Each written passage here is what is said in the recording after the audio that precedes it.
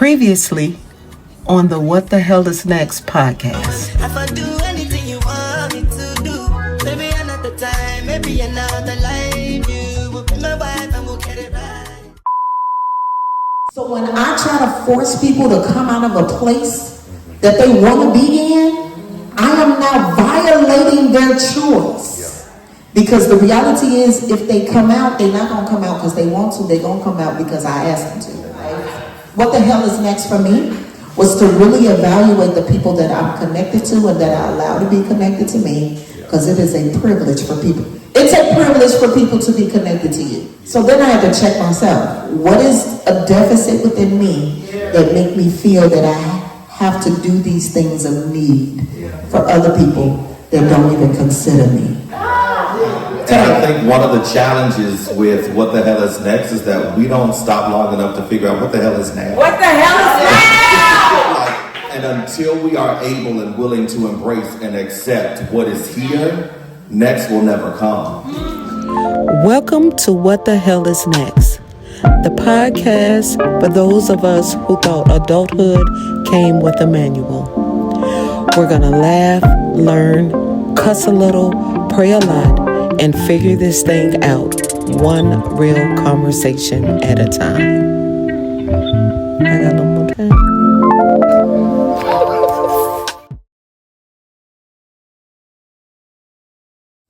Stick with finances. Yeah. Because we'll slip on over. And I next was thing you on know, my way. I heard it. So when we talk about finances as it relates to what the hell is next in finances, talking about resources, come on back. One of the things I'm doing this year, is really being mindful of my spending and mindful of my money. So I literally have a calendar, and it's my finance calendar, and I put all of my bills on it, and I put everything really on there. And I also put like my credit card statements on there, and I put how much I have coming in on there, just so that I can keep track and record of it. And I literally look at it almost every day. And what I found out was I was spending money on things to find happiness. I am an emotional spender. Ouch. Me too, girl. So when my emotions wasn't right, or somebody done pissed me off and I got mad, I done start spending. Listen, just emotional. Emotions led my life at one point. I mean, beat me down. So this year, I decided for the first quarter to really focus on my spending, and which caused me to leverage my emotions. So I stopped being around things, situation, people that made me emotional, because I knew that it triggered me to spend money, but my goal was to be mindful of my finances. I ain't got to say it yet, but I'm tracking it. Oh, you talking to yourself. I have to look at this savings. But it also helped me to really be like, find where that was for me as it relates to my finances. So I can say that I was like, Then I was able to recognize patterns. When I talk to this person, they made me mad, and then I usually go eat, because I'm an emotional eater too. Or when things weren't going right at work, or somebody made me mad at work, then I'll go treat myself to a hamburger because I deserve a hamburger because I have a bad day. But you don't deserve a $24 hamburger. Oh, okay. Because let me tell you about me. I like to be served, so I go to restaurants. I do. Now I used to go to, I'll do a drive-through every now and then, but I done got a little, I go sit down, and I don't even compliment. I'm like, what you want? I'm gonna get a bread. What? So I done got a little, I'm a little. Put them shoulders down. I got love. So, okay. Right. So, I know, right. So I go and I eat, but I realize that in my emotions, because I'm an emotional spender, that it messed up my finances. So now I have to regulate my emotions so that my finances can come into order. Yeah. So when we talk about what the hell is next about finances, find out what the association is and what your triggers are that cause you to spend. Because the reality is most of the stuff I bought I ain't need. Okay. I didn't need it. It was a want. Which is fine. You can have your wants, but I don't need my want every week. Let me want something investment worthy. Let me want something. Let me want something that's an investment. How many Coach bags do I need? I only got 2 arms, and one of them is kind of hurting. How many do? Don't talk about my sister. That was personal. That was look like that. How many do you need?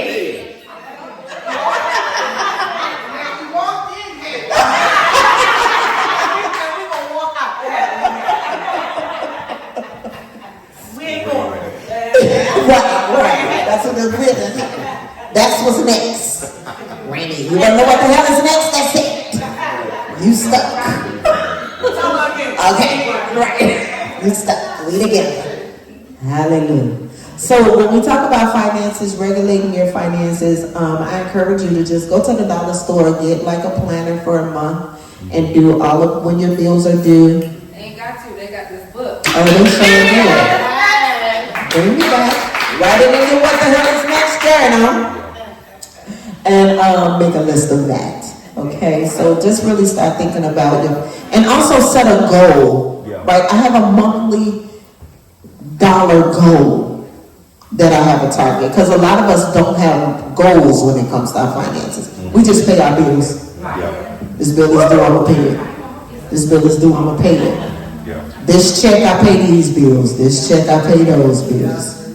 And then whatever's left over is what's left over. So have a goal every month when it comes to your finances so you can have a target for that. And in addition to a savings goal, if you're in debt, have a debt clearing goal. Have a debt every month clearing goal. How much of this do I want to cancel? Do I want to move away and chip away so that you're not excelling in one area, but you still have this other piece that's not necessarily being addressed or being tapped into, and so balancing that as well.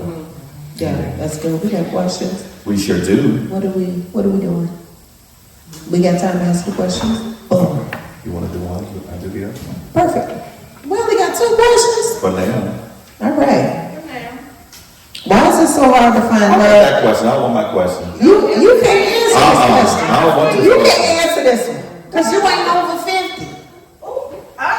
Why is it so hard to find love after 50 years old? I know some folks over 50. You I can know share from them. their experience. Let me see what that say.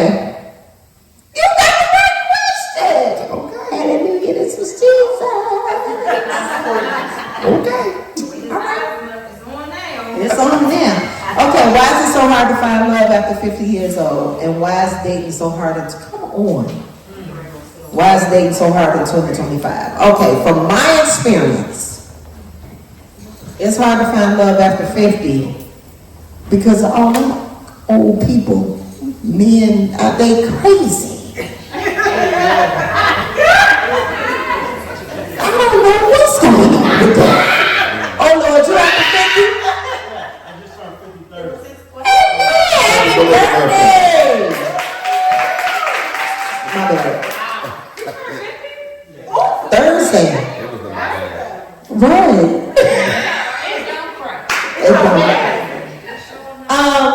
So I'm gonna speak from my experience. This comes back to the evaluating, right? I had to define what love is. I wanna know what love is. No. I got one. I can need one. Oh, brother. I forgot. She was joking. I forgot. So we have this joke, right? There are certain songs that Justin can't listen to because the Lord serenades him. And when he heard the songs, he literally started crying because God. Oh, you don't plunk on camera.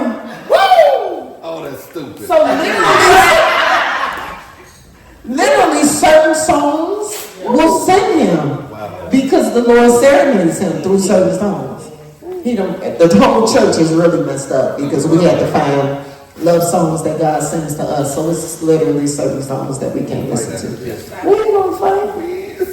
Don't worry about it. Don't worry about it, baby. I know you crying in your fancy. It's part of the art. The tears is part of the art. Oh, Jesus. Answer that question. Okay. I had to define what love is for me here in this place. What love used to be, it ain't no more. Number one, because I'm not there. Right? So in this place, many of you know, many of you don't know, I have a fiance. Back in 2017, he passed of prostate cancer. And totally different relationship than I've ever had. So he literally set a template for what love is supposed to be for me, being the type of woman that I am. And I'm writing a book about it. Stay tuned, it's coming out. So I had to literally step back and define what love is. So in defining that, when I'm going through like relationships now, it's like a measurement if they measure up to what this new definition of love is. Come on now. And what I need it to be. Right? So I now have learned in this stage to be okay to have friends, to be okay to get to know myself and get to know them. Like it ain't really romantic right off the bat. I need to know you. Because I can get that anywhere. Let me tell you. Because I put them shoulders down. She doesn't shake. Because I Shake myself off of that stool.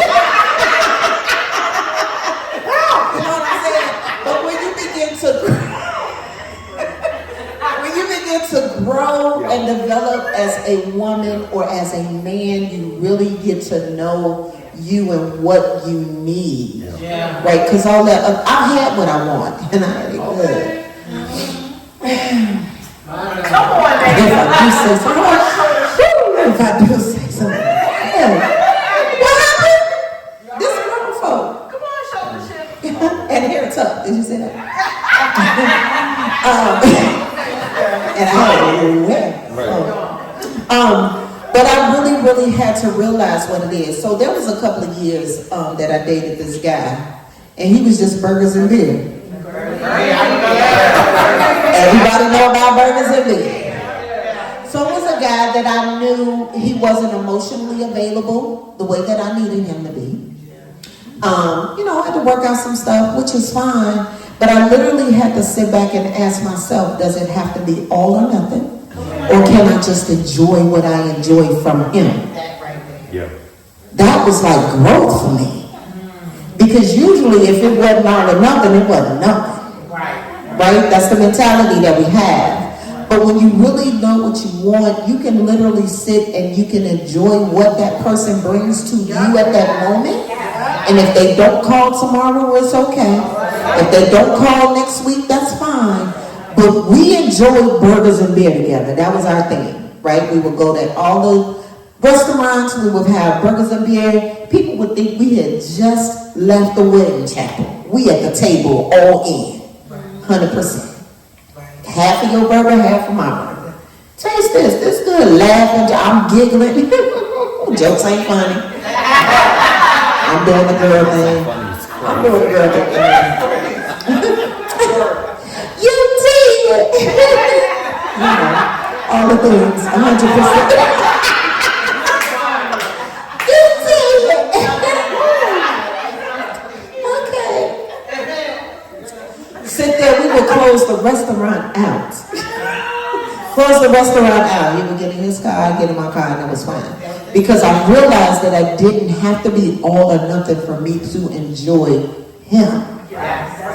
And that part of him. So for me, over 50, I had to redefine what love is. And then I had to redefine what love is for me and myself. But that came with loving myself. Can't expect no man to do nothing I'm not doing myself. I spent years doing that. Outside of that. And that. Well, no, outside of flowers and Boom! nails. I didn't go there. Got it. I'm here there now. But that's the standard. I'm not taking anybody that's not doing anything different than I'm doing for myself, but it's not about flowers, cards, and candy. Right? And I think that, and to your point when you were talking about, the fiance and all of those other things, it is recognizing when the principles of love have come in and not trying to recreate your former partner. Right? Like, because the measurement now becomes from the place of principle, not the person. Because you'll never find another person because that person is gone, that relationship is over. But are there any things that they introduced to your life that made you better? Right? Like the standard of genuine care. The standard of genuine consideration. Like, was that present in the relationship? And then that becomes the standard for what you look for in your next. Not that same person, because if it was all that great, y'all would probably still be together. Okay? But what are the standards? It's okay. I'm here with you. I got you. We can get that done at church tomorrow. I got you, right? But like, what are the standards, right, that have been introduced from that relationship that I want to keep and continue, not just to receive, but also to contribute to that other person's life? Amen. And so that leads into the next question. Why is dating so hard in 2025? It's just that. You gotta answer that for yourself. It's just that. And then the other thing is when you identify, because I'm going to go back to my question in a minute, what you're looking for, are you searching in the places where you can find them? Okay, let's go. Like, if I want shrimp, like the bowl in the bag, I'm probably not going to Popeyes. That shrimp tackle box is not going to give me all the sausage and the taters and the sausage. It's not giving me all, right? But I think the problem is we look for what we want in the wrong places. Because it's comfortable for us. Right. Because those places are comfortable for us. Popeyes is good for me. Right. But it's good to me, it ain't good for me. At 3 o'clock in the morning. Shouldn't have had them ghost pepper wings. Right? But I think that's the other thing. Like, we have to stop long enough and say, can I find what I'm looking for here? And if I'm not willing to leave here, then I have to say, I'm really not looking for that. Or maybe I'm not looking for that right now. So that causes you, because that means you have to be uncomfortable to find what you want. And if you want it bad enough, you'll lean into the discomfort. You'll lean and find that it's not uncomfortable. Because dating should be fun. It should be fun. We call it dancing. And the beautiful thing about dancing is everybody got that one dance they can do. I don't have a whole bunch of rhythm. I can line dance my tail off. You understand me? Cha-cha, wobble. Right. But I can do those. You can do it. And I'm good at it. Got it. Now all of the wedding fans and the step in the name of love, but that to me a dance, I'm a fall.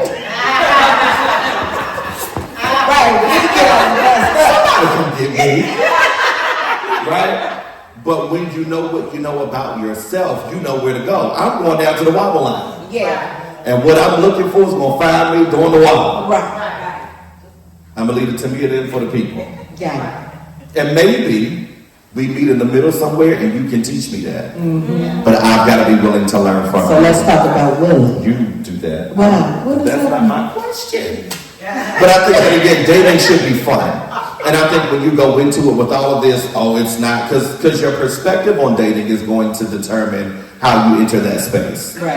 Dating is so hard. Sometimes I can't find nobody and I can't find when you need somebody, that's what you're bringing. Right.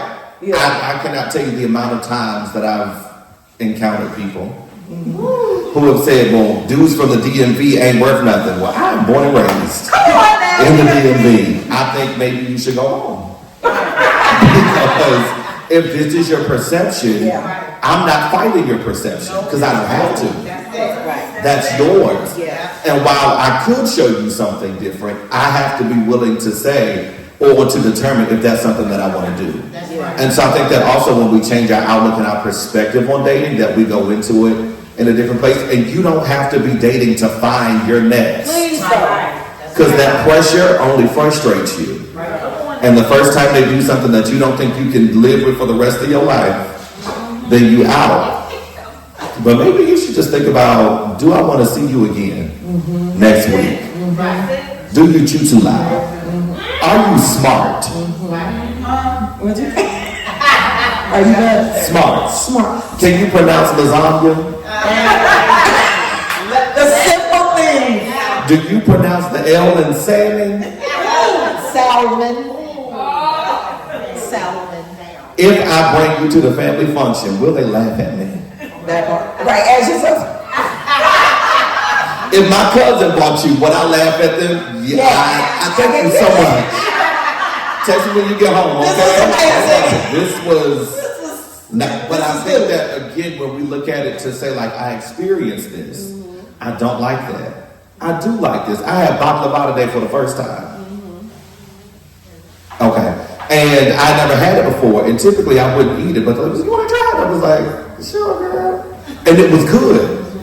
Now I'm probably not going to go back and buy none, but I can at least say I had it and I tried it and it was good. And so I think that when we recognize it, when we embrace dating from the perspective of like, I'm trying something out to see if I like this kind of person or not, then we engage in it from a different perspective, and then we may find something different or maybe even a little quicker in that space. And that's the answer to why do good people finish last? You got the last in time? You get. Why do you think it lasts? And why do you think it's finished? Just change. And who was first? Who's on first? What the hell is it? You know what I How do you mean? determine your placement in the race? And that's just like a societal thing. Yeah. I think that we kind of adapt, where, good men finish last, or good women finish last, or they no good, and that's opinions. Yeah. Because what may not be good to you may be perfect for me. What may be What's last? more important? What's more important? And what's last for you? Period, Oh, okay. or the position in which you finish? Okay. Right. That'll be your question. No, you go ahead. That was it. That was the last of it, Tiffany. Oh, you sure? Yeah. Okay. That was My it. question is, switching lanes, how do you engage God to figure out what is next? Any advice on what to ask? Right. Tell me yours. But that's it. That's it. It is literally as simple as that, but it is also being open enough to receive his answer however it comes. Yes. That goes into knowing how God speaks to you, or whatever the higher power is that you respect, honor, all of those other things, right? But how does he speak to you? But we first got to go to the first part of that is engage. What is an engagement? Because that's a term that speaks to relationship. That's relationship. So if you don't have engagement with him, then you wouldn't know if he answers your question or not. That part. If you don't have an exchange with him, if you don't recognize him in your life, and it ain't all deep. Yeah. You don't have to know all the Psalms. You don't have to know all the books of the Bible in the order. You don't have to know how many wives Solomon had. And, you don't have to ask somebody. I'm hurt you. I know exactly who that was. And she know. Because she know the word like that, so that doesn't apply to her. But you don't have to know those things to have a relationship with the God you serve. You just have to recognize him in your life. Right? You have to be able to identify when he shows up and how he shows up for you. And that's not comparison to anybody else.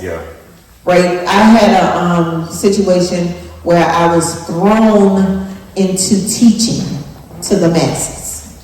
And I was in between Janine, who was the master teacher, and I was in, You let somebody tell you something? you mean, keep down there a bit. Let me tell you, I'm still falling. Y'all remember 300. When the guy was standing next to the hole and the man said, "Father," and kick, I'm still falling. He didn't kick me. I'm still falling in the abyss. Don't do that. I can erase my leg that high. You didn't have to. So how happened? Don't worry about it. I was in. You gonna be alive. You go to the altar tomorrow in church. You need deliverance. We'll bring the altar to you. Oh, how about that? You ain't got to go know it. That part. So I was in between Justin, and it was me, or Janine, me and Justin. We was teaching. He has a Bible Institute, Kingdom Institute, and we teaching. And I was in the middle of master teachers of the Bible. Now I can teach, I can hold it down. But my insecurity was when it came to the word, because to me, I don't know the word like that, because they grew up in church. Like rooted from babies, like went to Catholic schools and all that. I didn't. I just attended when my mama took me across the street to church and all of that. Like this church thing, I don't know about church structure. I just know God. Yeah. But I had to teach this whole curriculum. Terrified. Why? Because I didn't think I had that type of a relationship with the Lord to be able to teach the way that they teach. I can only do it the way that I can. But I didn't think that that was enough. So it challenged my engagement with the Lord doing those teachings. And they showed up, of course, in every class, because we support each other. We're in every class. They got PowerPoints and all that. Now I'm going to talk. I do exactly what I'm doing right now. Is exactly how I teach the word on Sundays. It's just, I give you 2-3 scriptures, but we're going to bring this thing to life, and we're going to apply it. That's just me. Maybe don't watch. I know, right? The benediction. So, one day we were talking about it, and the Lord told me to look up the definition of teacher. So I looked up the definition of teacher and teacher. You all right? Look up the definition of teacher. So a teacher literally follows a curriculum. And then he told me to look up what a professor was. A professor professes what they teach. Janine called me a professor. Because this is what you do. You profess what you know and what you believe in as it relates to the Lord and the Word. Period. Doesn't make me less ineffective. It doesn't make me less of anything for that matter. It just makes me me. Yeah. So then I had to learn to engage on that level in that relationship in order to do that. So we challenge you to just find your engagement with the Lord, God, who you believe in, right? No judgment. And then engage with Him so you will be able to Him, her, whatever it is. But I'm going to pray about it. Right? You will have dreams tonight. Don't worry about it. I got you. Be able to do that and then be able to identify and pinpoint when they show up in your life. So when you ask, hey, what the hell is next? Literally, there are strategies delivered. He delivers strategy. Now, if we want to follow, now it's up to us. Even when you don't want them. That's why it challenged me when people be like, I don't hear from God and I got to get into a place. He always talking. He always showing. He's always revealing. I don't have to labor long. Most of the times I don't even be paying attention. Just sitting and be like, what are you talking about? I gotta do what? I'm pulling out paper, writing down stuff. But we have that relationship and I engage with Him on a regular basis. I consult with Him with everything that I do. Literally, from what I wear in the morning to everything. I can't do this without you because I messed it up. I've experienced that. I've almost lost my mind because I tried to do this. So if I'm going to give this over to you, then you can, even this, up until like the time we walked through the door, I felt totally out of control. This is 5 years. This is self-running. But then I was reminded this is something that the Lord gave me. So I was like, you know what, God, I'm going to get this back to you. Whoever show up, show up. I pray that they are blessed. And I'm going to go ahead on and then I'm just going to just prepare for what's going to happen. I had to give it back. so that he can do what he does. So that was my 2 cents. So all of that, and in that too, also feeling okay or recognizing that it is okay to explore your passions, right? Like the Lord speaks to us in practical ways. And so like, what are you passionate about? Like you can also explore those and look into that. And then the second part is any advice on what to ask, whatever you want to ask. Whatever you want. And I know that it seems very like generic and broad, but like you know the questions you want the answers to. Yeah. So ask those. And what I would challenge you to also say is now when you speak, help me to recognize that it is you. Right? Because like she said, it's always something that we overlook, a feeling that we just kind of brush off, whatever those things are. So when this is you, when you speak, help me to recognize that it is you and show me what to do next. And again, be open to it because it may not come when you want them, but it'll be the right, like literally there's this, I bake, right? She talked about it, it's got the little dessert jars, blah, blah, blah. And there's this guy that I follow on Facebook who was doing the same thing that I was doing. He was selling out, making a killing. So I was looking at this stuff on Facebook. I probably looked at the pictures like 17 times that week. Literally no exaggeration. And it's Sunday morning and I'm laying in the bed. I'm looking at the pictures and the Lord literally said, now how many times you gonna look at the pictures? Was you good? We got you got no basic boys. You don't know me talk to me like that, right? And so he literally is like, okay, remember those boxes you got from the post office? Assemble them. How many of each jar of each size can you get in those boxes? And like literally walked me through how to do that. He volunteered the strategy. Right. He volunteered the information, and we're going to laugh with the shipping in May. Amen. Right? But it is exploring your passion. Yeah. Like, what do you want to do? Yeah. So the advice is asking what you want to ask. Like, what do you want to know? And start there. And know what you want to do. Yeah. That's another thing. We're so all over the place. We ask 15 million questions. So if you ask the question, number one, you don't wait on him to answer. Okay, before you ask 7 more. Could you give a moment to answer the question that you asked the first time, but we have to be clear? Which means, one person. I don't know. But if the shoe fits, You say right now. You look right at me. You know, right? You say my name. So be clear in the question, which means you have to know what you want. Yeah. And it can't be what I want for this moment to feel better. Yeah. It has to be what I want so I can execute. Yeah. So it's better. We ask to feel better. We want relief, not revelation. We want relief and not release. Because we don't feel good. We're irritated. We're, uncomfortable. So God, I'm gonna ask this question so I can get relief. Go get a massage, take an aspirin.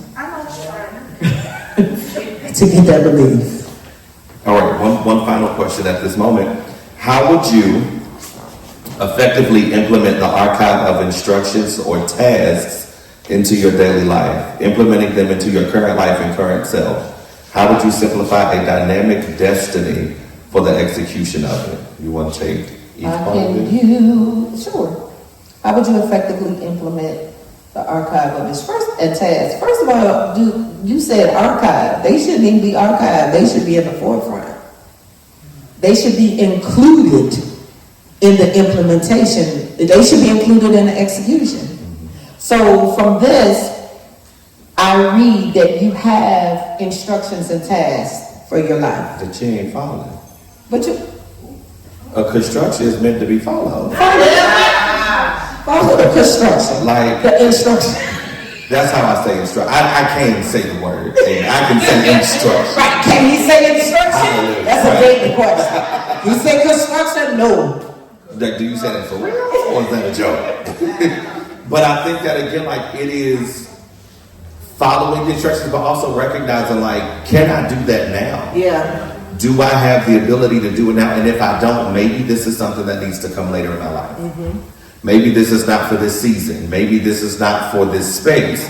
Maybe this isn't for these people. And I think that one of the things that we have not been taught to do as it relates to life and also our relationship with God is slow down. Like, stop. Now, What's the rush? Where are you trying to get to? yeah, you trying to go. And what are you trying to accomplish, and why are you trying to accomplish it? And like when you really identify your why, it helps you slow Yes. down. Like let him set the pace. Be calm. Be calm. Be calm, yeah. Be calm. Right? Like, but slow down and like be okay with moving at a different pace because you recognize you're not rushing to obtain for anything. You're rushing to obtain for yourself. So that's number one. Slow down. Breathe. It's okay. Eat. Take a nap. Sleep. Watch a little TV and then come back to it. Yeah. Then come back to it. And I think that when we start doing that, then we can properly put things in their place. The other thing that we do is brain dumps. We would set out a big piece of paper, maybe you're just doing it in a journal. What are all the things you want to do? And it's in Send a butt. So what the hell is next? What are all the things I want to do? What are all the things I need to do? And what are the things that I'm currently doing? And when you evaluate that space, you'll recognize some of the stuff that I'm doing, I need to stop. I probably never should have started. Shouldn't start. Yeah. Like, really start doing those things because we have so much on our plates, but the reality is we don't let God make our plates. One of the worst times to like make a plate or whatever, or even go to the grocery store is when you're hungry. Get a snack. You done got a number 10 large down to the McDonald's. Large Sprite, no ice. But then you also got a McDouble. No pickles, no mustard. But then you got the apple pie and the strawberry cream pie. See what I'm saying? And for the women that get it's your time of the month, then you swung by Chick-fil-A. Because their ice cream machine is working. And then you got you a milkshake. Cookies and cream. Yeah. And if you really want to be blessed, you mix that with that strawberry, I'm telling you it'll bless your life. I'm telling you it's good. However, you didn't need all of that. So now you do, right. So now you have one of two things that happens, right? Either you eat all of that and you are miserable because you are stuffed and you can't do anything else. Or you eat until you're full and you realize I have wasted money. Because the reality is we're not going to reheat that stuff. You're not reheating no McDonald's nugget. You should. You're not going to reheat that. Right? Like you're not, so now you have wasted. That was your eggs money. Okay. Because they spiced it now. We've been freezing the wrong eggs.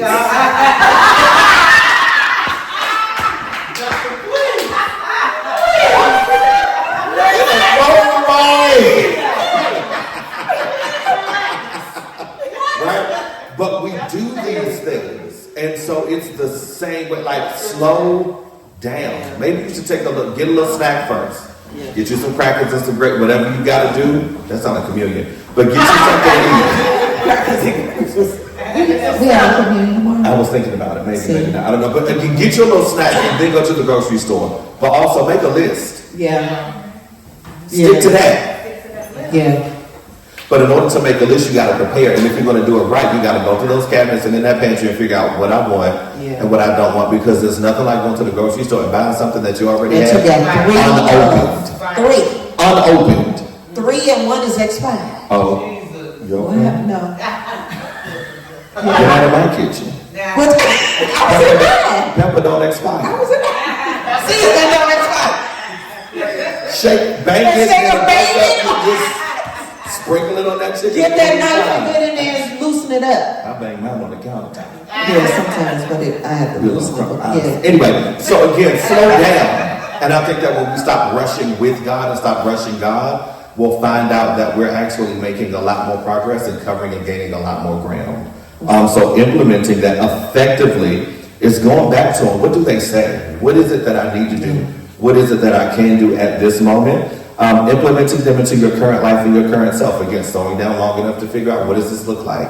What does this mean? How should this look, and being okay with that? And then how would you simplify a dynamic destiny for the execution of it? I wouldn't. Yeah. If it is meant to be dynamic, then you got to see it as such. Because if you dilute dynamic, then you're going to find it being this kind of plateau, laissez-faire kind of life. And that's not going to be something that motivates you to get there. Like, we all been on vacation or some type of break that we were looking forward to, right? We was going to be outside. Whatever your version of outside is, you okay? She lifted her head up. You understand? She was looking there and she said, outside? Somebody said outside. Right. But like, when you book that flight, when you put that money down for the hotel, you get excited. You only won't go to work no more. Why? Because you're looking forward to what is next. And I think that, I got this, I got my little swimsuits, and you're waiting for the packages to come in and all of that. I think when you start implementing those instructions, that same level of excitement about your future should be the thing that fuels you to keep going. I can't wait to get from here to there, not because I want more money and because I want to be whatever, but I can't wait to get there because this is a promise that was made to me and I'm waiting for him to fulfill it. But I also get the awesome privilege to partner with him to see it come to pass. And so I have a question for the writer. How do you simplify dynamic? I don't think you can. It's up and I can write it. And why does it have to be simple? Now, maybe break it into bite-sized pieces so you can execute it, right? I get it. Sometimes destiny and future is so big. Like, this was the paintings we have here. 10 layers, right? All of the things. It's chaotic and it's this. So maybe I need to focus on one section of the painting to get that done. Maybe I need to focus on one piece of it to get it done. But I have this idea or this goal in mind that this entire canvas is going to be a part of what's sold. We're not cutting pieces out to sell it. We're even selling the blank space. And also, in developing it, you don't know what it's going to be until it's done. So why are we trying to figure it out before it's completed? Just, if you're attempting to do it, then just do it until you're satisfied. Come on, I was going to say that part. And just do it. And that's how it's simple. Yeah. Also be consistent. We're not consistent at anything because the moment it doesn't feel good or we don't like it, then we stop. Yeah. We walk away. So ask yourself, why am I even doing this in the first place? Yeah. And that's a part of the destiny. That's the part of creating your end. Right? Creating your life. Be the artiste or the artist of your life. You can do that. And then you add whatever colors you want. Take away. If you want blank plate, have it blank. These paintings go for a lot of money. Yes, they do. Did she say the Smithsonian? Yeah. Down to the United Nations. Down to the United Nations. Belgium. And to anybody, it doesn't look like anything but paint. Yeah. Like, where's the meaning in your life that you're putting on display? Yeah. Even if it's chaos. So, yeah, y'all take those instructions off the shelf, out of the archive, and just incorporate them. And change them. Because they're flexible. And then just implement them every day. All right? Any more questions? Nope. You got anything else to say? No, I think I'm good. You think you're good? So Anybody know what the hell is next? what the hell is next? I hope this conversation kind of got you all to thinking a little bit, gave you some nuggets, some wisdom, clarity. But I thank y'all. I love you and appreciate you all. Can you end the podcast, please? Oh, sure. I don't know how. Thank you for watching. We'll see you in the next episode as we discuss and discover what the hell is next. Amen. Amen. One more time. One more. And go. Go Thank ahead. you for watching. Well, ain't got no screen. Well, thank you for watching as we discover what the hell is next. See you in the next episode. I gotta do a thumbnail.